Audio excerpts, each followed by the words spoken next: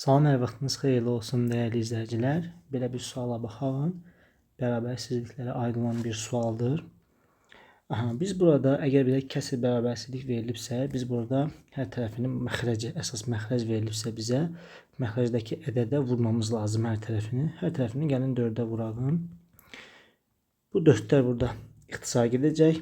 Burada bizim 2x minus 3 ifadəmiz -3,5-i 4-ə vurduğumuz zaman burada -14 olacaq.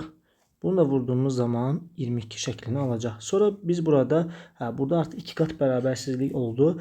Burada -3 varsa hər tərəfin üstə 3 əlavə etməmiz lazım. Burada 3 əlavə etdiyimiz zaman baxın bunlar getdi. Burada 2x qaldı. Burada 25. Burada isə -11 şəklini alacaq. Sonra burada x-in əmsalı 2 olduğuna görə biz də burada hər tərəfini nə etməliyik? 2-yə bölməmiz lazım ki, bizə x lazımdır da x-i tapmamız lazım. Burada x kiçik olacaq 12,5-dən. Burada da böyük olacaq -5,5-dən.